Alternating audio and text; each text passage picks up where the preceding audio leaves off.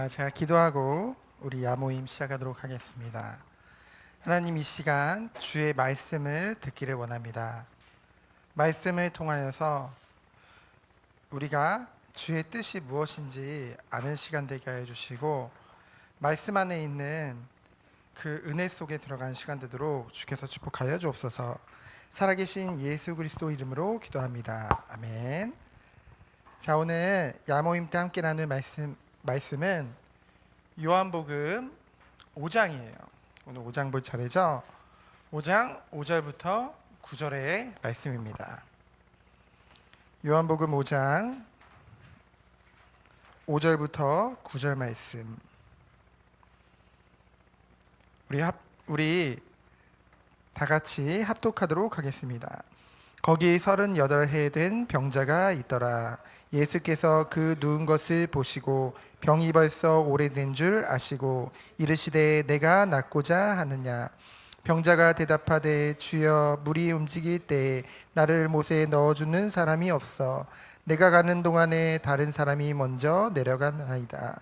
예수께서 이르시되 일어나 내 자리를 들고 걸어가라 하시니 그 사람이 곧 나아서 자리를 들고 걸어가니라. 이 날은 안식일이니. 아멘. 오늘 같이 나눌 말씀의 제목은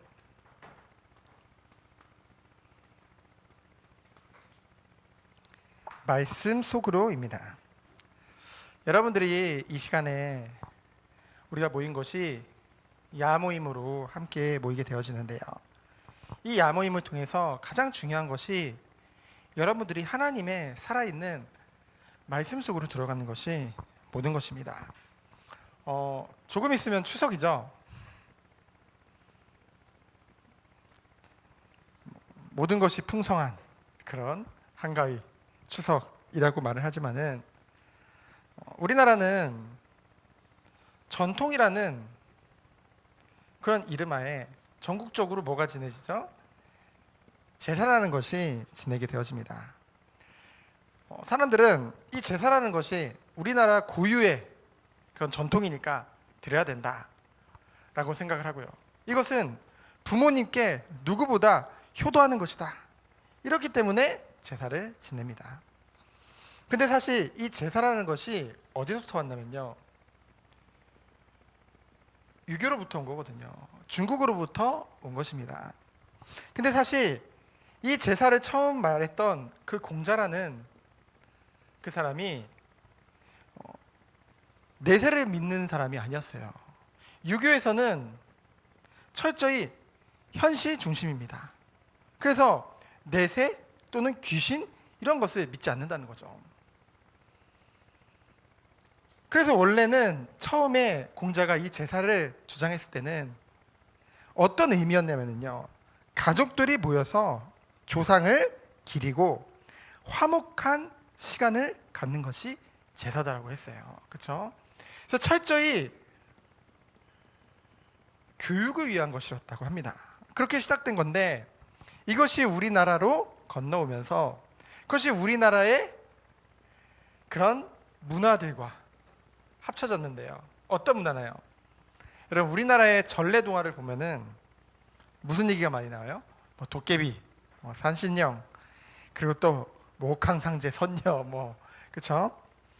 그리고 처녀 귀신, 여러 가지 그런 귀신 문화들이 많이 나오게 되어집니다. 그런 샤머니즘적인 그런 우리나라의 문화들과 이것이 합쳐져서 지금의 제사가 됐다는 것이죠. 그래서 사실은 이것이 우리나라의 전통 문화도 아닐 뿐더러 원래 우리에게 영향을 준 거기서 처음 제사를 시작했던 것과는 의미가 완전히 달라졌다는 것이죠.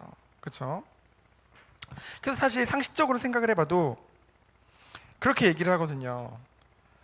예전에 목사님 집에도 이제 묘를 이제 옮기는, 거의 10년 만에 옮기는 일이 있었어요. 이제 가족 묘들로 이렇게 같이 모으기 위해서 저기 있던 걸 이장이라고 하죠. 근데 잘은 생각 안 나는데 무슨 고조 할머니였나?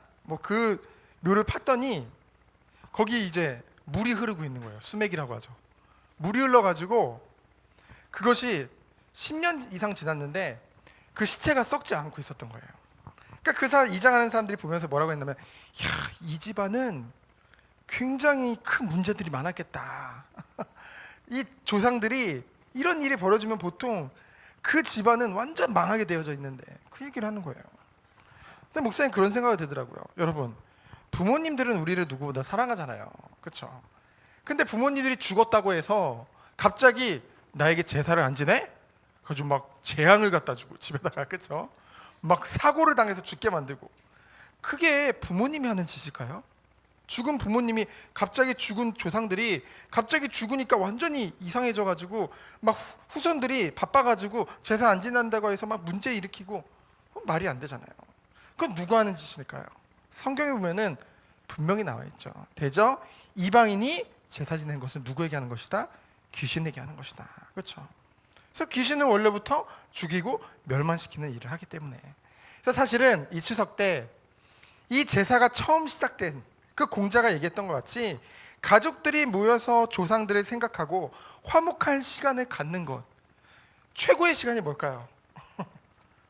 예배죠, 예배. 사실은 그렇기 때문에 이 기독교에서는, 개신교에서는 이 명절 때 함께 모여서 뭐를 하는 거예요? 가족들이 함께 하나님께 예배드리는 거예요. 우리가 정말로 예배드릴 때 행복해지니까, 그렇죠? 예배드릴 때 힘을 얻으니까. 그래서 목사님들도 막 믿는 집안이었음에도 불구하고 막 제사를 굉장히 많이 지내던 집이었어요. 근데 목사님 가정이 제대로 하나님을 믿고 나서 그 제사 문화가 없어졌거든요. 그렇죠? 혹시 여러분들 집에 아직도 제사를 지내고 있다면은 여러분이 뭐 해야 돼요? 정말 기도하면서 그것이 여러분들로 인해서 하나님이 기뻐하시는 예배의 문화로 바뀌도록 기도하면서 인도받는 여러분 되어지기를 예수 그리스도의 이름으로 축원드립니다.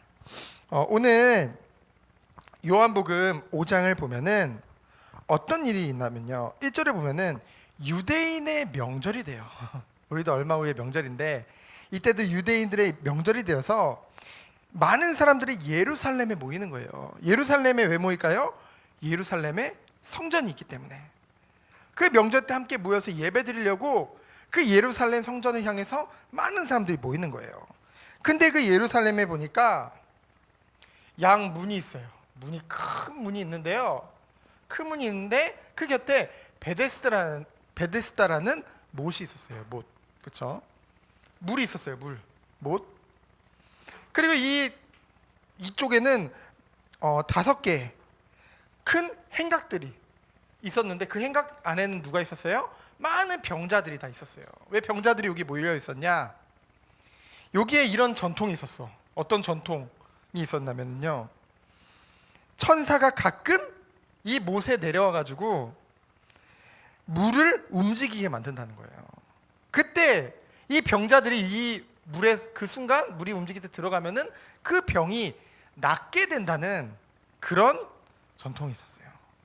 그러니까 사람들이, 병든 사람들이 다 여기에 몰리는 거예요. 그렇죠? 5개의 행각에 다 몰려가지고 이 물이 움직일 때까지 기다리는 거예요.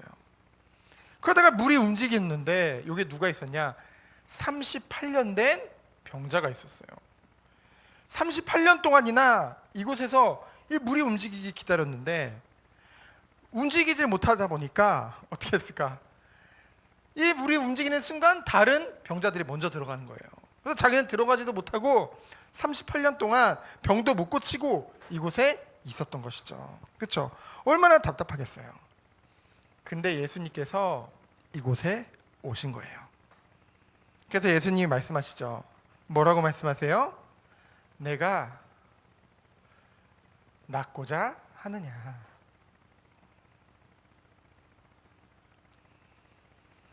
여러분, 이것을 질문하신 분이 누굽니까? 질문하신 분이 예수님이죠. 예수님은 누구세요? 이 땅에 그들을 구원하시기 위해서, 이 땅의 모든 사람들을 구원하시기 위해서 오신 독생자예요. 하나님의 아들이시죠. 그 예수님이 질문하셨어요. 그리고 그에게 낫고자 하느냐, 무엇보다 그들의 필요에 대해서 물어보셨죠. 그리고 어떻게 했습니까? 이곳에서 지금 안식일이에요. 안식일에는, 이 당시에는 안식일에는 아무것도 하면 안 돼요. 안식일에 병도 고치면 안 되고 안식일에 뭘 사 먹어도 안 되고 안식일에 일을 하면 안 되는 거거든요. 그래서 이때 많은 사람들이 몰려 있는데 안 그래도 예수님을 어떻게든 죽이려는 사람들이 너무나도 많은데 이 가운데서 예수님이 이 병든 자를 고쳐주면은요 오히려 그것으로 인해서 핍박받는다는 사실은 누구보다 아셨을 거예요. 예수님은 그러한 위험 부담을 가지고도 예수님께서는 어떻게 해요? 그 병든 자를 고쳐주십니다. 여러분이 살다 보면은 현장에서 이러한 경우가 있어요. 그렇죠? 정말로 병든 자, 고통받는 자, 이 육신의 문제뿐만이 아니라 정신적으로, 영적으로 너무나 힘들어하는 사람들의 그 피로가 보인다는 것이죠. 여러분 보이죠? 왜? 여러분에겐 생명이 있으니까. 그 사람들의 생명이 있으니까. 그리고 그 사람들을 도와줬을 때 오히려 초대교회 같지는 않지만 지금은 여전히 이런 일을 벌였을 때 우리에게 많은 위험이란 부분들이 올 수도 있다는 것이죠. 저는 학생 때는, 청소년 때는 이렇게 아픈 애가 보여요. 그래도 약간 청소년 때는 좀 창피하더라고요. 그렇죠? 왠지 막 혼자서 막 진지해 보이고 심각해 보이고 막 이러면 안 될 것 같아가지고. 그렇죠? 나이가 들어감에 따라서 우리에게 맡겨진 사회적 지위가 높아짐에 따라서 이러한 부분들이 더 커지는 것은 마찬가지입니다. 그럼에도 불구하고 예수님은 어떻게 했어요? 이 사람을 오직 다른 것이 아니에요. 오직 말씀으로 그를 낫게 하는 것을 우리는 보게 되어집니다. 이 말씀이 뭔데요? 요한복음 1장에 보면은 요한복음 1장 1절로 14절을 여러분들이 보면은 뭐라고 했습니까? 말씀이 곧 하나님이라고 했어요. 그리고 이 말씀은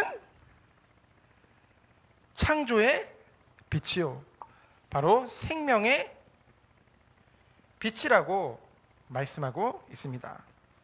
그래서 그 말씀이 육신이 되어 오신 분이 누구세요? 바로 예수님이시죠. 여러분, 이 세상을 살릴 수 있는 것은 하나님의 말씀 예수님밖에 없는 줄 믿습니다. 오직 예수 아니고서는요 우리의 병든 우리의 사람들을 영혼들을 살리셨어요. 여러분들이 명절 때가 되면은 친척들을 만날 수도 있죠. 평소보다 더 많이 만나게 되잖아요. 우리 조홍쌤, 미영쌤도 이제 친척 만나러 내려간다고 하는데 그렇죠? 만나잖아요. 그 사람들이 정말로 뭐 믿는 가족들도 많겠지만은 때로는 믿지 않는 영혼들도 너무나 많다는 것이죠. 그들 앞에 여러분들이 무엇으로 살릴 수 있냐? 오직 말씀으로 살릴 수 있는 거예요. 그렇죠? 그래서 여러분들이 누구보다 이 말씀 속으로 들어가는 것이 너무나도 중요한 것입니다. 그래서 여러분들이 말씀을 전하기 이전에 뭐예요? 말씀 속으로 먼저 들어가는 여러분 되어지기를 예수 그리스도로 축원드립니다. 그래서 말씀을 여러분들이 말씀 속에 들어가는 최고의 방법은 뭡니까? 먼저 예배죠. 여러분들이 함께 예배 자리로 모일 때 그곳에 주의 사자를 통해서 하나님의 말씀이 여러분에게 전달되어지는 것이죠. 그래서 그 예배를 통해서 말씀 속으로 들어갈 수 있습니다. 그러면서 뭐예요? 두 번째로는 실천할 수 있는 부분, 성경 읽기가 있겠죠. 성경을 그냥 읽는 것도 좋지만은 여러분 성경 읽으면 어떤가요? 말이 좀 옛날 말들이 많아서 좀 어렵잖아요. 그렇죠? 사실 이 성경을 그냥 읽고 끝내는 것이 아니라 여러분이 꼭 뭐를 해야 돼요? 묵상을 해봐야 돼요. 지금 세상에 많은 것들을 움직이고 있는 사람들이 있어요. 그렇죠? 그들은 뭐를 하냐면요 명상이라는 것을 합니다. 명상. 대부분 명상이라는 거래요. 어떤 친구가 인스타그램에 제가 아는 친구가 해외에 간 걸 해외 그 해변에서 찍은 사진을 올렸어요. 근데 거기 보니까 모든 백인들이 그 새벽부터 나와가지고 그 바닷가 해변에서 딱 요가 자세를 취하고 다 명상을 하고 있는 거예요. 그렇죠? 해가 딱 뜰 때쯤. 근데 그 대부분들이 거의 다 지식인들이에요. 굉장히 뭐 의사의 무슨 학자의 무슨 어디 회사의 뭐 고위직의 그런 사람들이거든요. 근데 그들은 명상이라는 것을 합니다. 명상을 통해서 뭐를 하냐? 너무나 세상을 살다 보면 복잡하잖아요. 그 복잡한 생각을 다 본인들은 내려놓고 비운다고 생각을 해요. 그러면서 그 안에서 참된 나를 발견해야지 이러고 있거든요. 묵상이라는 것은 비우는 것이 아니라 채우는 것입니다. 뭐로 채우는 거예요? 살아있는 생명의 하나님의 말씀으로 나를 채우는 거예요. 그 말씀이 우리에게 들어올 때, 우리의 생각과 우리의 마음과 영혼에 들어올 때 우리에게 있었던 모든 것들이 다 근심, 걱정, 모든 것들이 다 사라지고, 그렇죠? 정말 눈 녹듯이 사라져요. 우리가 묵상을 할 때.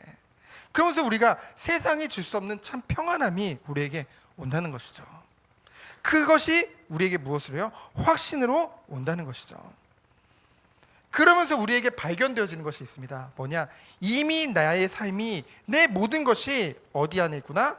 정확한 하나님의 말씀의 성취 가운데 있구나. 우리가 지금 창세기를 보고 있잖아요. 주일날. 그 창세기를 보면 아브라함, 이삭, 야곱, 요셉이 결국은 그 사람들이 대단했던 것이 아닙니다. 그 사람들이 어디 안에 있었던 거예요? 말씀 속에 있었던 거예요. 그리고 말씀의 성취 가운데 있었다는 것이죠. 여러분들이 이 축복이 여러분에게 있기를 축원드립니다. 그래서 이 힘을 얻고, 그래서 여러분들이 실천할 부분은 뭡니까? 정말로 이 말씀이 끊임없이 여러분에게 말씀 속으로 들어갈 수 있는 그런 시스템이 있어야겠죠. 말씀 시스템이 있어야겠죠.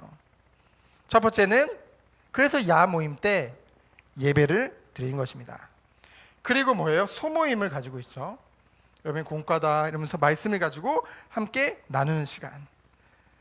그러면서 이것이 나 혼자로는 안 되기 때문에, 끊임없이 지속이 안 되기 때문에 체크해 줄 수 있는 그런 모임이 있어야 돼요. 그렇죠? 그래서 목사님 같은 경우에도 고등학교 3학년 때 그 바쁜데 학교에 1시간 일찍 갔어요. 항상 오히려 1학년, 2학년 때 맨날 지각했는데 3학년 때는 이렇게 긴장이 되더라고요. 이제 내가 대학을 들어가야 되니까 수능 공부를 열심히 해야지. 뭔가 그때는 하나님이 이러면 나를 좀 더 잘 봐주시지 않을까, 그런 마음을 가지고. 근데 처음에는 그런 마음이었는데 1시간 일찍 가가지고 그 기독교 동아리에 들어갔거든요. 고등학교 안에 있는. 근데 같이 성경을 읽고 그 시간에 묵상을 하고 하루를 시작했는데 너무나도 행복했어요. 그러면서 그때 서로 간의 아이들이 야 니네 성경 읽었냐, 몇 장 읽었냐, 그걸 서로 체크해주고 그런 시간이 있다 보니까 이 말씀이 계속 지속되어지고, 그것이 이제 대학으로 연결되어져 가지고 목사님은 대학을 선택할 때도 정말 뭘 상상을 하면서 선택을 했냐면은 그 캠퍼스에 그 잔디밭에서 여러분은 목사님이 이제 신학교를 다녔으니까, 신학대학교 다녔으니까 같이 기타 치면서 찬양하고 거기 같이 누워서 같이 이런 성경도 읽고 말씀도 보고 이런 것을 막 상상하면서 갔거든요. 그렇죠? 근데 나중에 그대로 하나님이 인도하시더라고요. 그래서 여러분들이 이러한 시간을 갖는, 이것이 준비되는 여러분 됐으면 좋겠습니다. 제가 기도하고 마치도록 하겠습니다. 하나님 감사합니다. 우리 귀한 후대들이 이 중요한 시간표에 오직 말씀 속으로 들어갈 수 있도록 날마다 은혜를 더해 주시고 이것을 위한 시스템이 세워져 나갈 수 있도록 주께서 축복하여 주옵소서. 우리 주 예수 그리스도의 은혜와 하나님의 사랑과 성령의 교통하심이 오늘 말씀과 같이 가장 중요한 이 시간표에 말씀 속으로 들어가서 참된 나를 발견하고 참된 은혜 안에서 날마다 성장하기 원하는 우리 귀한 야 모임에 모인 모든 후대들 위해 이제부터 영원까지 항상 함께 계실지어다. 아멘.